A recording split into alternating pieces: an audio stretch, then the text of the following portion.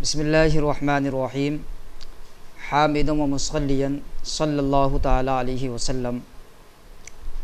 सामिईन हज़रात, नाज़रीन किराम, क़ुरबानी के ताल्लुक़ से कई मसले अहम हैं जो हमसे सवालात किए गए हैं। उनकी क़द्र तफ़सीलन मैं आपको जवाब देने की कोशिश कर रहा हूँ। अल्लाह तबारक व तआला हमें और आप सबको उस पर अमल की तौफ़ीक़ अता फ़रमाए। क़ुरबानी के अय्याम में जो लोग क़ुरबानी करते हैं, क़ुरबानी के ताल्लुक़ से नीयत क्या रोल अदा करती है, नीयत का क्या होना ज़रूरी है, नीयत किसे कहते हैं, और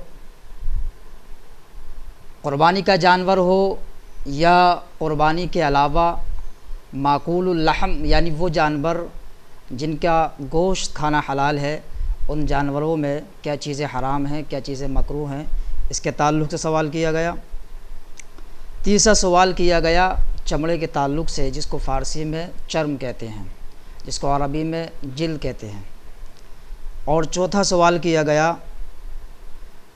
कि क़ुरबानी का जानवर हो या वो जानवर जो क़ुरबानी के अलावा यानी जिस जानवर को हलाल जानवर को जिसको ज़िबाह किया जाता है, कितना कटना ज़रूरी है, कितनी रगों का कटना ज़रूरी है, कब जानवर हलाल माना जाएगा, उससे अगर कम कटा है तो जानवर हलाल माना जाएगा या नहीं माना जाएगा। तो इस पर मैं थोड़ी तफसील डालूँ। पहला सवाल है क़ुरबानी की नीयत। देखिए, नीयत दो तरह से होती है। एक नीयत अल्फाजों में होती है, एक नीयत दिल के इरादा का नाम है। इसको अवामुन नास भी जानती है कि नीयत दिल के इरादे का नाम है। हर कस यानी हर वो शख्स जो क़ुरबानी करता हो, उसकी नीयत फ़कत नीयत ये होनी चाहिए, तक़र्रुब इलल्लाह होनी चाहिए, अल्लाह का क़ुर्ब हासिल होना चाहिए।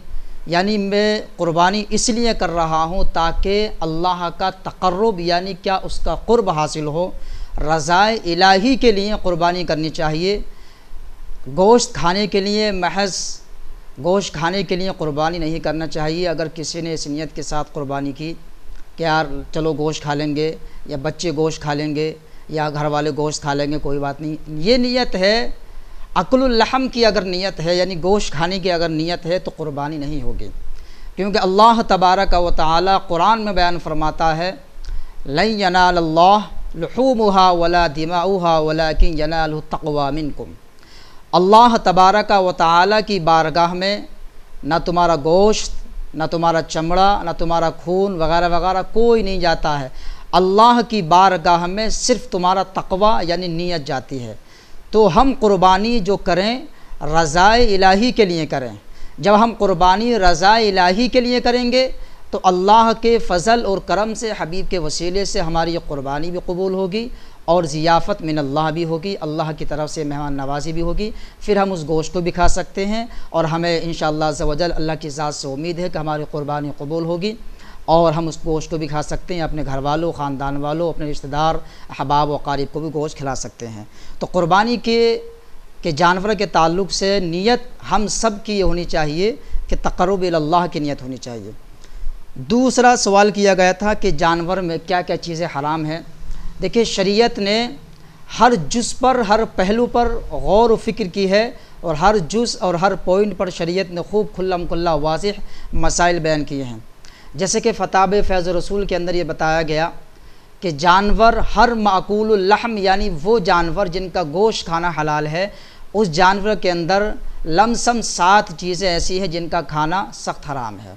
जैसे कि आदमी की यानी कि ज़कर जिसको कहा जाता है, और कपूरे जिसको खुसियतैन भी कहते हैं, और गुदूद हैं, मसाना है, लिहाजा वग़ैरह वग़ैरह ये चीज़ें, और बहता खून है, ये तमाम खून जो है, लिहाजा ये खाना इनका हराम है। और इसके अलावा वो चीज़ें जानवरों के अंदर जिनका खाना मकरू तहरीमी या नापसंद बताया गया है। फ़ताब फ़ैज़ रसूल के अंदर वो चीज़ें जिनका खाना मकरू बताया गया है वो लमसम 22 चीज़ें हैं, जिसमें कि बहुत सारी चीज़ें हैं। लिहाजा गोश्त का खून है यानी वो खून जो गोश्त से निकलता हो और वो खून गोश्त से साफ़ ना किया गया हो, लिहाजा उस खून का खाना वगैरह वगैरह। अगर तफसील आपको देखनी है तो फ़ताब फ़ैज़ रसूल जिल्द 2 के अंदर और किताबुल वसिया के अंदर ये तमाम तफसील मौजूद है। तीसरा सवाल किया गया था चमड़े के ताल्लुक़ से। देखिए चमड़ा हर माकूलुल लहम जानवर का चमड़ा आप चाहें तो उसको सदका कर सकते हैं, या आप उसको अपने काम में ला सकते हैं, चाहे मदरसे में दे सकते हैं, चाहे आप मस्जिद में भी उसको दे सकते हैं, ईदगाह की बनावट में दे सकते हैं, जहाँ चाहे मसारिफ़ खैर के अंदर, तमाम उमूर खैर के अंदर उसको इस्तेमाल कर सकते हैं। दबागत के बाद, दबागत का मतलब ये होता है कि हर चमड़ा दबागत के बाद ही वो पाक होता है, चाहे नमक के ज़रिए हो या मिट्टी के ज़रिए हो या पोंछ कर हो या सुखा कर हो, लिहाजा वो चमड़ा पाक हो जाता है तो उसको अपने इस्तेमाल में ला सकते हैं। मुसल्ला बना सकते हैं, मशकीज़ा बना सकते हैं, डोल वगैरह बना सकते हैं। एक मसला इसके ताल्लुक़ से बहुत अहम है और ये अवामुन्नास में बहुत ज़्यादा मशहूर मसला ये है कि लोग बहुत सी जगह सुनने में आता है और मसाइल हम तक पहुँचते हैं। लोग पूछते हैं क्या चमड़ा हम इमाम की तनख्वाह में इमाम को दे सकते हैं? लिहाजा चमड़ा, क़ुरबानी का चमड़ा इमाम को उसकी तनख्वाह में लगाकर नहीं दिया जा सकता। हाँ, मदद के तौर पर, तोहफ़े के तौर पर दे सकते हैं, तनख्वाह अलग से देनी होगी। और एक मसला बड़ा अहम है, लिहाजा इस मसले पर सब लोगों को तवज्जो देनी चाहिए। वो मसला ये है कि हम जब क़ुरबानी का जानवर हो या हम क़ुरबानी के अलावा जानवर ज़िबा कर रहे हों तो हमें जानवर हलाल कब होगा, हलाल कब नहीं होगा, ज़िबा करते वक्त हमें उसके काटने का ध्यान रखना है। वो ये कि हर जानवर के अंदर 4 रगें होती हैं। नंबर 1 हुल्कूम, नंबर 2 मरी, और उनके अगल बगल में वधिजैन 2 ये रगें कहलाती हैं। ये टोटल 4 रगें हैं। लिहाजा ये 4 रगें हैं। एक रग इसमें वो है जिससे जानवर की सांस जाती है, एक रग वो जिससे खाना पानी उतरता है, एक कुछ रग वो हैं जिससे खून सप्लाई होता है। लिहाजा जानवर की 4 रगों में से चारों का कटना ज़रूरी है ज़िबा करते वक्त, चाहे वो जानवर क़ुरबानी के लिए हो या क़ुरबानी के अलावा गोश्त खाने के लिए हो। 4 रगों का कटना ज़रूरी है या अक्सर का कटना ज़रूरी है।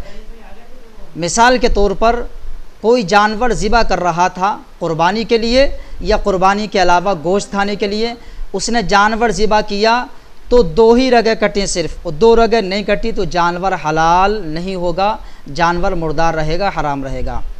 या जानवर ज़िबा कर रहा था 4 रगों में से, लिहाजा आधी आधी रगें कटी और एक रग ज़्यादा कट गई, 2.25 रगें कट गई या 2.5 रगें कट गई, तब जानवर हलाल हो जाएगा। क्योंकि फ़ताब फैज़ रसूल लद्दुल मुख्तार तमाम किताबों में लिखा हुआ है कि अक्सर चीज़ का भी हुक्मुल कुल होता है, यानी वो कुल के कायम मकाम होती है।